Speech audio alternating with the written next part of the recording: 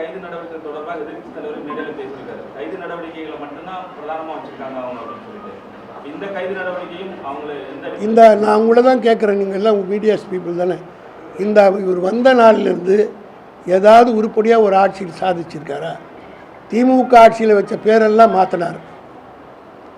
எதிர்த்து பேசுகிறவங்களை பூரா நேற்றுக்கு தான் இன்றைக்கி தான் ஒரு எம்எல்ஏ வெளியில் வர போகிறார். இது எதிர்கட்சி தலைவரே உள்ள அனுப்புகிறார். எனக்கு இருக்கிற டவுட் இல்லைன்னா இன்றைக்கி அசம்பிளியில் எல்லாம் நம்ம ஆங்காங்கே நாங்கள் திமுக சட்டமன்ற உறுப்பினர்கள்லாம் ஆர்ப்பாட்டத்தில் ஈடுபட்டு பண்ணால் மொத்த பேரை அரெஸ்ட் பண்ணி வச்சுட்டு ஆள் இல்லாத மைதானத்தில் பந்தாடலான்னு நாளைக்கு நடக்கிறார். அவர் என்ன ஈடேறாது. திமுக அதுக்குரிய யுகங்களை வைக்கும். சட்டமன்றத்தில் சந்திப்போம், மக்கள் மன்றத்தில் சந்திப்போம். நாளைக்கு இன்னும் ஆர்ப்பாட்டம் அறிவிச்சிருக்கிறாங்க. அந்த ஆர்ப்பாட்டம் நடத்திட்டோம். அதுக்கு விளக்க பொதுக்கூட்டம் போட்டு ஏன் ஆர்ப்பாட்டம், அது யார் அந்த பர்டிகுலர் கேரக்டரு, அந்த கேரக்டருக்கு அந்த நாட்டுக்கும் என்ன சம்மந்தன்றதெல்லாம் தெரு தெருவாக வீதி வீதியாக திமுகக்காரன் துயிலிச்சு இருப்பான். எங்ககிட்டையும் பேச்சாளர் இருக்கிறாங்க. நாங்கள் பேச ஆரம்பித்தா தாங்க மாட்டார் விஜய். நிச்சயமாக அதாவது அங்கே தஞ்சாவூரில் பேசின அந்த வச்சு புள்ளிவர்களை பார்த்து இதை சட்டசபையில் ஏற்றினா எப்படி பதில் சொல்கிறது அப்படின்னு பயந்துக்கிட்டு தான் பண்ணியிருக்கிறாங்கன்றது பட்டவர்த்தமாக தெரியுது. வழக்கு பதிவு பண்ணியிருக்கு.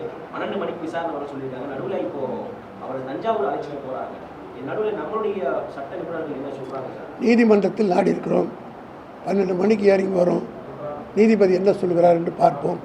அதற்குரிய நடவடிக்கை எடுக்க சட்ட ரீதியாக இதை விட பெரிய போராட்டங்கள்லாம் சட்ட ரீதியாக நடத்தி ஜெயிச்ச கட்சி தான் திமுக. 100 படைகள் ஐபிஎஸ்சில் இருக்கிற எல்லா பிரிவையும் கூட போடட்டும்.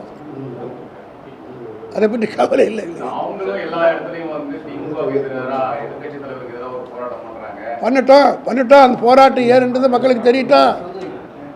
ஒரு தனிப்பட்ட நபருக்காக விவசாயி சாவரம், அதை பற்றி போராட்டம் கிடையாது. ஒன்றிய அரசிலிருந்து இப்போ எடுத்து போராடி போராட்டம் நடத்துறதுக்கு யோகியது இல்லாத ஒரு ஆட்சி யாரோ ஒரு நடிகைக்காக போராட்டம் நடத்தி ஆர்ப்பாட்டம் நடத்தி பேசுகிறாங்கன்னா அதை நாங்கள் துயில் உரித்து காட்டுவோம்.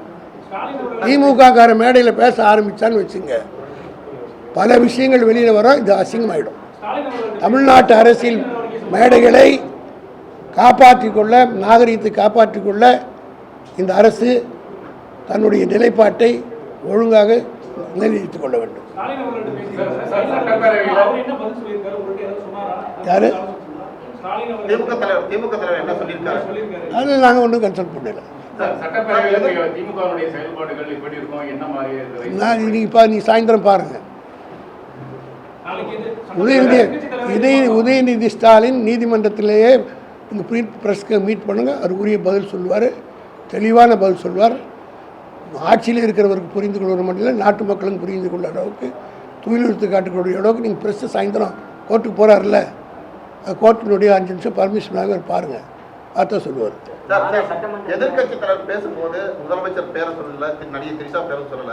இந்த சொல்ல அவளை கைது நடத்தி வந்திருக்காங்க. மறைமுகமாக திரிஷாவை அரசியல் கொண்டு வரக்கான முயற்சியில் அதை ஈடுபடுத்த நினைக்கிறீங்களா? தமிழ்நாட்டில் எந்த அசிங்கம் ஒன்றா நடக்கும், அந்த அசிங்கத்தில் இது ஒன்றா இருந்தால் தாங்கிதான் ஆகணும்.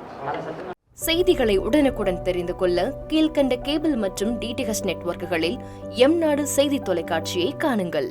பாதகம் செய்பவரை கண்டால் நாம் பயம் கொள்ளலாகாது பாப்பா. மோதி மிதித்து விடு பாப்பா, அவர் முகத்தில் உமிழ்ந்து விடு பாப்பா. அண்மை செய்திகளை உடனுக்குடன் தெரிந்து கொள்ள இணைந்திருங்கள் எம்நாடு தொலைக்காட்சியுடன்.